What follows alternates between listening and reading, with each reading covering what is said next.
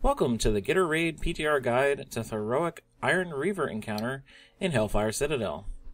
If you like green fire, this one has it in spades. And not surprising for a Burning Legion theme here. So Iron Reaver is one of the first fights in Hellfire Citadel.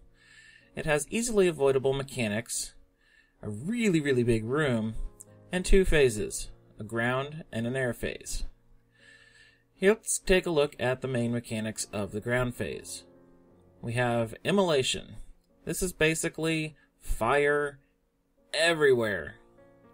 But this is unique fire. It responds to other mechanics in the fight that make it spread in different ways. I'll point that out as we go along. Artillery is pretty much the main tank mechanic during the ground phase. Basically, the tank will get a debuff, a little arrow pointed above their head, and they have 12 seconds to run away. And after the 12 seconds is over, they get an artillery shell to the face that explodes for a lot of damage in a very large radius, about 30 yards. This is a cause for a tank swap. You obviously want the tank who has the debuff to run away, and the other tank to just sit there and tank the boss. If you are really low as the tank that's running away, make sure to use a cooldown. Remember this whole mechanic, because in air phase, this is going to be something that the whole raid deals with. Next up, Unstable Orb. This is basically some more fire shot at you. It does leave a stacking dot, and will splash to anyone else who is nearby you. The basic thing here is spread the heck out. This applies to ranged and healers. It pretty much didn't look like melee was receiving this on the PTR testing. Remember, 8 yards apart, don't be stacking next to people. Try to keep an eye on these people healers. It is a stacking dot, but it's pretty easily healable if it's just one stack. Now we get to the fun one. Barrage. This is a big move that the boss does quite often in phase 1. It is a big telegraphed conal attack that they do. He'll turn to one area, start charging it up, and then this massive amount of fire just comes out in a big cone. If you're in it, you're pretty much gonna die. So, pay attention to this. Especially melee, you kind of need to be able to look up and see which way the boss is facing. So watch out. Just a couple more mechanics to go in the ground phase. Next one is Pounding. This is a basic ground pound attack. It will radiate a bunch of damage to the whole raid.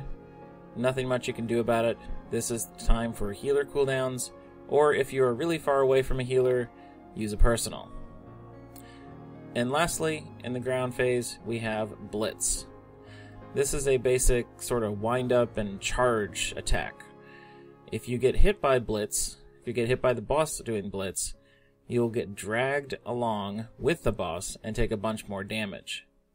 It was kind of a little wonky during PTR testing. I got it once and got completely disconnected. And many people were reporting that their dot that's supposed to be there after you get hit by Blitz wasn't there. So I don't know. But it is, again, another telegraphed move, so you can move away from it, you can run away and just not get hit by it, so try to do that as much as possible. So that's it for ground phase. Once the boss reaches 100 energy, they'll go into air phase. And the energy is not something where they're gaining it in any special way. It's simply a counter to say, hey, it's time for air phase. It looked like it would be about 2.5 minutes, 2 minutes-ish for ground phase. In air phase, the boss is targetable and hops up into the air, but takes 95% less damage, so it's pretty useless to be attacking the boss at this point. There is a lot of other fun stuff that happens in the air phase, though. The big first thing is that, as I mentioned earlier, artillery can target any raid member. Although I'm not clear if there's anyone who's not targetable. For example, if a healer is not targetable or melee isn't. But anyway, just be prepared that if you get the arrow above your head, you have 12 seconds to get away from your raid and at the end of it, probably want to pop a personal cooldown. Really, really important. It does like 500k damage to people if they are near you. Get the heck out. At the same time, the boss is streaking back and forth, laying out more fire in the whole ground. But as well, she's also dropping fire bombs. These basically arm when they hit the ground, and you have apparently 45 seconds to kill these or they'll explode on the raid. 45 seconds didn't seem correct as to what the timer actually was, but that's what it says in the dungeon journal. And these bombs had really low health on PTR. A tank could solo them easily. It wasn't even a thing. I mean, it took like 3 or 4 shots as a main spec DPS and they were dead. I would suspect that these are probably going to be buffed in health, although on Mythic there are a lot of different varieties of bombs, so maybe they're just training you to get ready to handle bombs later. But anyway, fire bombs are a priority. Want to get them killed, and it probably won't be hard to kill them at this point, so just do it. Now, just one more mechanic to mention about air phase, that is fuel streak. So this is just basically some fuel that leaks on the ground, and if you get in it, it slows you. Now here's one of those mechanics that actually interacts with the fire. So if any fire ends up touching this fuel, it'll ignite and explode for a decent amount of fire damage if you're within 3 yards of it. So, of course, anything that slows you and anything that you're standing in is usually bad, but it's especially bad if fire somehow ends up on a fuel that you're already in. So, just get out of it and get away from the fuel. So that about does it for air phase. At the end of it, the boss will do Falling Slam, and that's just a big circle around where they're landing, and you take just a crap ton of damage. Basic premise is, don't stand in the big circle.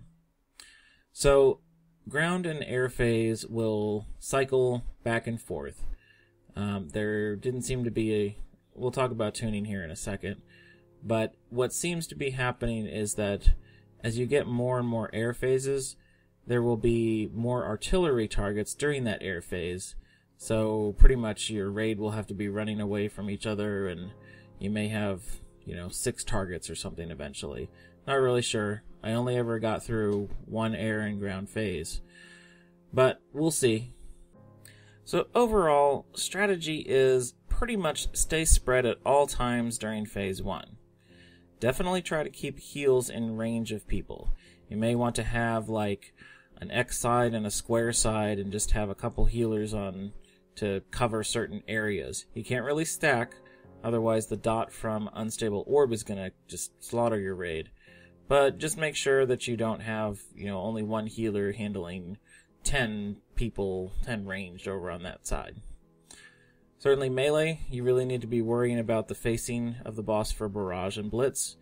And of course, range, you need to dodge barrage and blitz. What's really fun is to watch the fire that happens, what the fire does whenever the boss runs through for blitz. You can see it sort of spreads out in the path, and it's really fun. But the main thing is, of course, really don't stand in the fire. Should be pretty obvious, but the fire is not going to be in the exact place that it is the whole fight.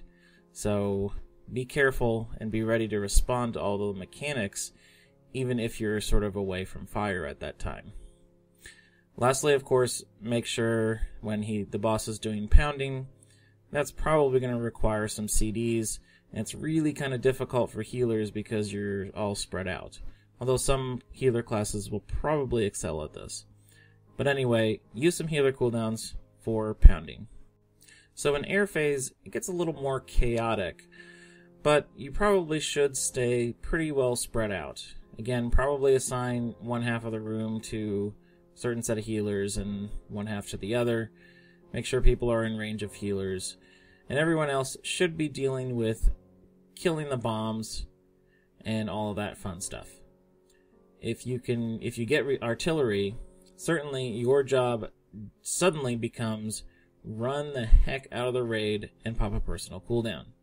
It was determined that deterrence and ice block and all those kinds of things really just make the artillery buff or the artillery shot really pretty meaningless. But still need to run out of the raid, otherwise you're going to kill other people. So beyond that, as I said, kill bombs, stay out of the fire, and live. Oh, and definitely don't be near the boss when they land. That's a bad deal. So that's all, and thanks for watching this guide to Iron Reaver Heroic in Hellfire Citadel. If you liked the video, please click like and subscribe. As the fights come available on PTR, I will have both point of view videos of the longest pulls and guides like this. So click on these links for those playlists to see more. Thanks for watching, and have a good one.